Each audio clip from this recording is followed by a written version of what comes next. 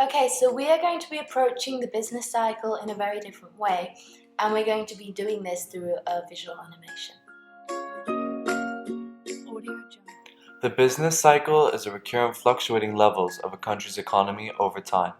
The different stages of the cycle are growth or recovery, the expansion of the economy, when money is spent. The boom is the highest point when spendings and therefore demand rises and the unemployment goes down. Recession is a contraction of the economy. This is when unemployment in a country rises, which results in spending and demand decreasing because people have less money and their money isn't worth as much. Trough or slump is the lowest point of the cycle. Inflation is low in comparison to the boom when the inflation is high. The cycle then repeats itself once again, with every point being higher than the previous.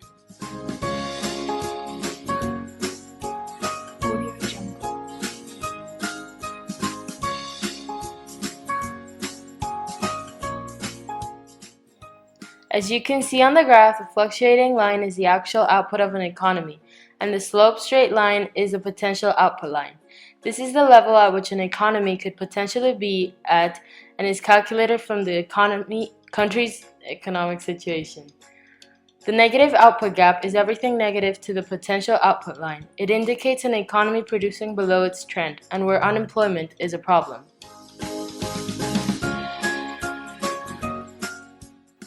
The positive output gap is when an economy produces over its trend. Inflation is now a problem because the economy has a GDP over its capacity. Our next question is, what impacts the economic expansion or contraction of a country? There are many complex reasons behind this question, but the most straightforward answer would be the one of the electoral cycle. During the time leading up to the elections, the government will stimulate an economy by putting explanatory policies into place in an attempt to create a boom. But once the party is elected, they then install their less popular contractionary policies. Since World War II, a cycle could last from 3 to 5 years from peak to peak, with the average expansion lasting approximately 44.8 months and recession lasting 11 months. However, the current recession can be dated back to 2008, exceeding the length of even the Great Depression recession. There are many weird adaptations of the business cycle, and one of this is the Kondratiev cycle, invented by Mr. Nikolai Kondratiev in the 1900s. This is one of many cycles that can be unreliable and seem to be very ironic. This theory is actually based on technological innovation and predicts that it is at least 30 years until we reach another economic expansion, but whether that's true or not, we don't know. As I've just said, interpretations of economies and furthermore the business cycle are numerous. However, in modern-day economics, there's a somewhat continuous rivalry between Keynesian ideology and that of neoclassical economics. Yet to understand Keynesian theories, I personally believe that we must first look at what came before him. The classical theory was a big idea that was adopted by economists up until the late 1930s. The Say's law rules out demand failure as a theory of recession, basically saying that the recession is caused by the unstable structures that led up to the boom, and that the boom is a trigger to the collapsing of the economy.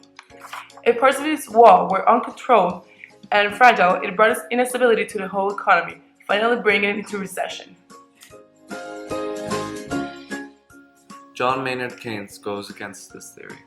His general theory can be interpreted as a caricature of the Say's law and classical economists by challenging their approaches as he interprets the business cycle. As we all know, the Great Depression in the US was a time of lack of trust. Therefore, the English scholar Keynes sought to help America by arguing that the only way for the country to get out of this depression was for the government to start spending into the private sector. Preview.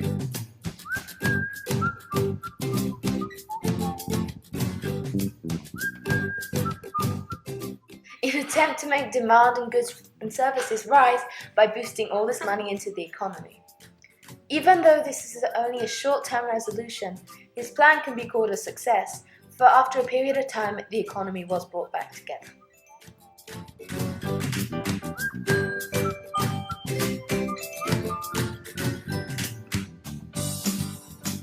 Government spending is a pillar of aggregate demand, which is also built up of consumption and investments.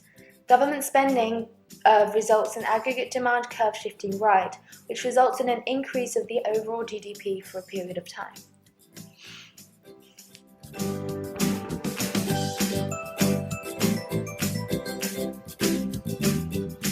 Preview.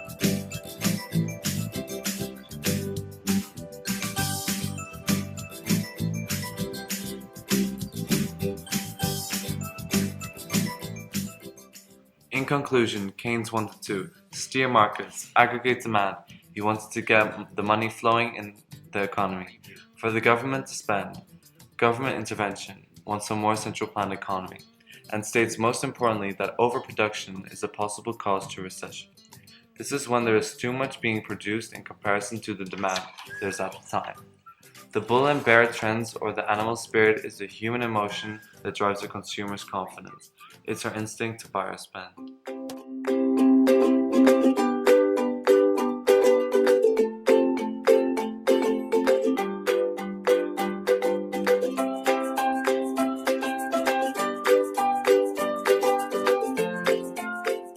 The Neoclassical theory is what everybody knows as an economist. It's modernized how economies are run in the Western world. Hayek is a great influence to this theory, and being of the 20th century Austrian background does not rely on the government to create a stable economy. Neoclassical economics is all about no government intervention and letting the consumers choose whether or not to purchase goods or services. Hayek is also in favor of savings and keeping the money from flowing in the system, arguing that savings come from time and interest.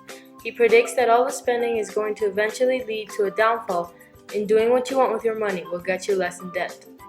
Milton Friedman, who is an American neoclassical economist, has argued that intervention from the government was bad and that fiscal policies had to stop. He proposed a balanced budget that meant that tax rates would be equal to government spending, which would keep the debt down.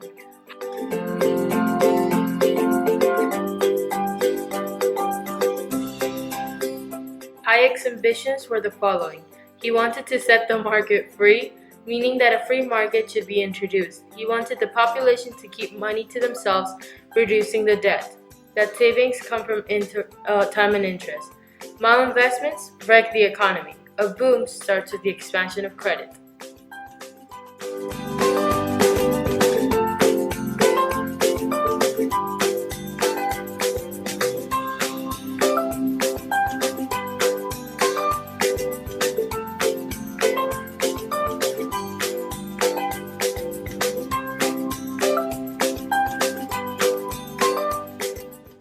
How can this be related to the current world crisis?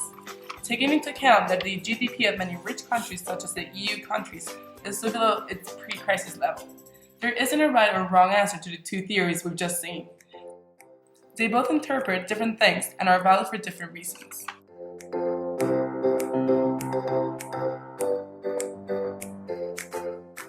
However, the current world crisis can be defined in a simple sentence. The problem is simpler than the solution. And our problem is that the gap between demand and supply is huge. This refers to our business cycle. During the boom, there is a very small gap between demand and supply, in contrast to recession, where there is a huge gap between the two.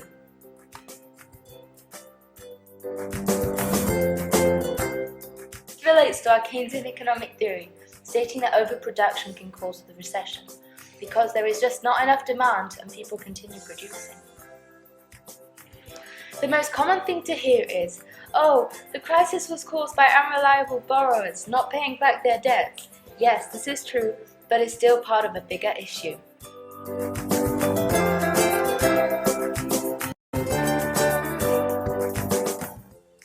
This is when our neoclassical economics come in, as Hayek argues that malinvestments wreck our economy, and the following arguments to show how debt was surged amongst the years can implement on this thought.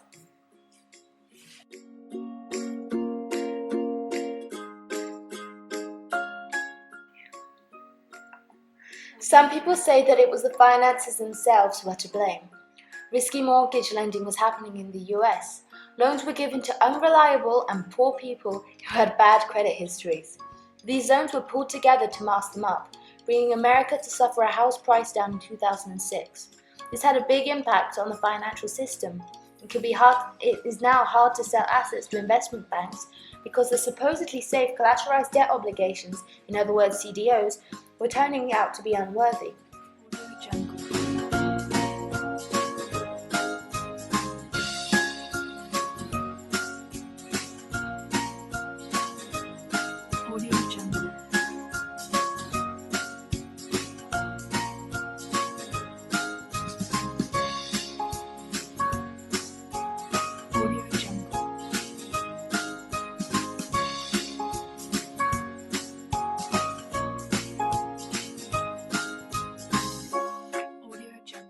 Trust started to fall apart in the financial system in 2007, and it also didn't help that American banks hadn't put aside enough capital to cushion their losses after the fall of the Lehman Brothers.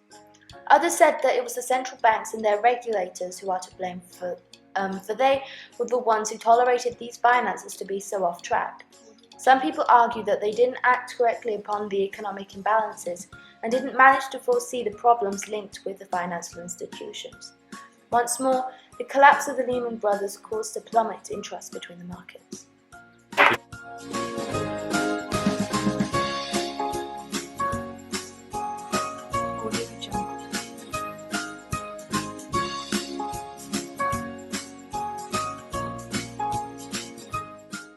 The Great Moderation were the years previous to the recession. These were years of low inflation and stable growth, which allowed people to take bigger risks in investments.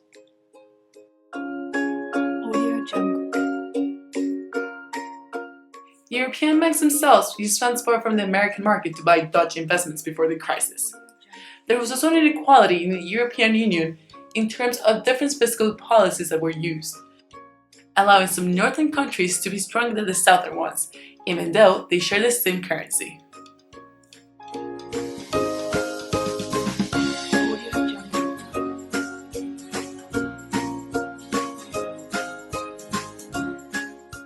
Nations in the Eurozone, although having the same currency, manage their economies and what they do with their money in different ways. They are left to self-regulate, and this could be a problem because no fiscal measures were installed as the euro came to be used in different nations. Therefore, Spain was influenced by the instabilities in the Eurozone. After the boom and due to their different fiscal policies, they probably suffered more than a country with a more solid base to its economy. Unemployment, the housing market, and the mechanical industry are all linked, and could be another reason for the downfall of the economy since 2008. A cycle of bad mortgages given to investors to buy houses brought the banking industry down as the instabilities arose. House prices plummeted down, jobs were lost, and people weren't able to pay back their debts. Our possible resolutions are The idea of the second euro being built on.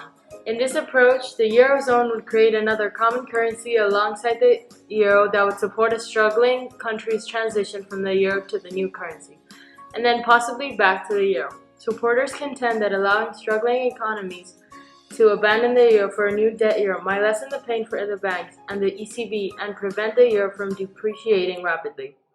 The euro would trade alongside the second debt euro for a period of time, allowing the larger, stronger countries to continue business as usual, without worrying about the struggling countries bringing down the value of the euro.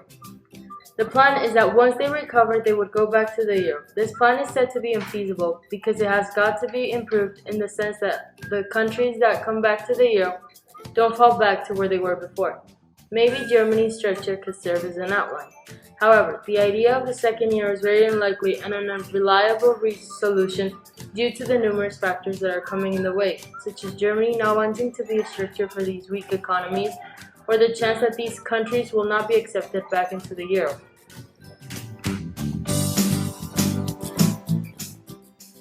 The money stays in the country. Spain imports goods much more than they export, and their market prices haven't really changed. We're proposing, in an ideal world, to keep the money in Spain and lower the prices a little, encouraging national consuming of products. And by the lowering of prices, it will encourage more experts and foreigners to invest in Spanish products, like they used to. Spain has to change its mentality. but we believe that it's something we have to do and will help the country regain confidence.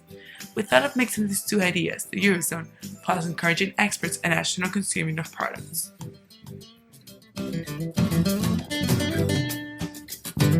Preview.